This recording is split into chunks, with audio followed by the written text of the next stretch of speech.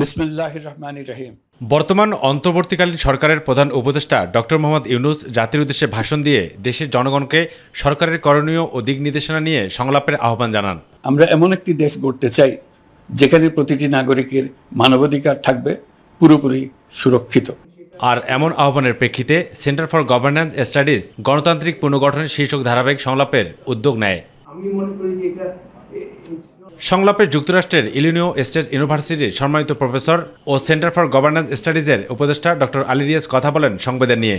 বলেন, সংবিধান পুনর্লিখন ছাড়া কোনো উপায় নেই, সংবিধানে সংশোধন কোনো কাজে আসবে না। সেটা হচ্ছে আমি সংশোধন শব্দটার পক্ষে নই, কেননা আমার কাছে মনে হয়েছে যে সংবিধানে যে পরিস্থিতি তৈরি হয়েছে তাতে ব্যান্ডেড দিয়ে কোনো কাজ হবে না, এটা পুনর্লিখন ছাড়া কোনো রকম উপায় নেই।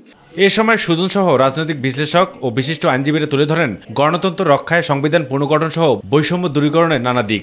সকলেই তুলে ধরেন গণতান্ত্রিক পদ্ধতিতে বৈষম্যহীন সংবিধান পুনর্গঠনের আলোচনা। আজকের আদালতে পঞ্চদশ সংশোধন বাতিল করেন, আমরা আবার ব্যাক করলাম। মনে রাখবেন 10 বছর পরে আরেক আদালত এসে এগুলো বাতিল করে দিল। কোন পলিটিক্যাল পার্টি এই কনস্টিটিউশন বদলের ব্যাপারে আমাদের ম্যানিফেস্টো দিয়েছে যে তারা সেটা মেনে নেবে এবং এটা তাদের বাধ্য করতে হবে। পুনর্লেখন মানে একবারে সবকিছু ছুঁড়ে ফেলে দিয়ে তা করবো তা নয়, কিন্তু কতটুকু যাব সেটাই আমাদের নির্ধারণ করা দরকার।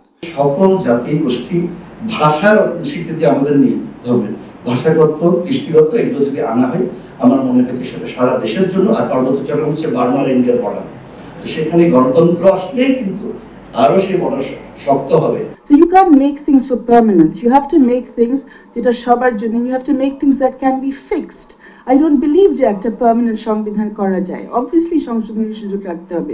আর রাষ্ট্রপতি অর্ডিন্যান্স করলে পরবর্তী পর্যায়ে নেক্সট পার্লামেন্ট পাস করে দেবে, সেটা কোনো গ্যারান্টি নেই। কি হয়তো আলোচনা করলেন যে ওদেরকে বাধ্য করতে হবে যেন দেশ পার্লামেন্টে যারা আসবে তারা পাস করে। এটা তো আনকনস্টিটিউশনাল।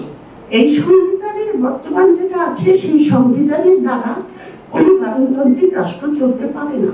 আমাদেরকে পার্লামেন্টারি প্রসেসে কাজটা করতে হবে, এটাকে আমরা আবার আস্তে আস্তে ফ্যাসিজম থেকে যাতে আবার জাজেস রিপাবলিক না করে ফেলি। সবশেষে কথা বলেন অন্তর্বর্তীকালীন সরকারের স্থানীয় সরকার উপদেষ্টা হাসান আরিফ। তুলে ধরেন সংবিধান পুনর্গঠন সহ ৭১ ও ২৪-এর গণ অভ্যুত্থান প্রসঙ্গ।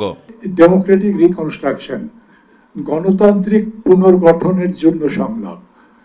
কনস্টিটিউশন হচ্ছে একটা ভেহিকল। ৭১-এর যে প্রত্যাশা আর ২৪-এর যে প্রত্যাশা, এর মধ্যে ব্যতিক্রম খুব একটা বেশি নেই।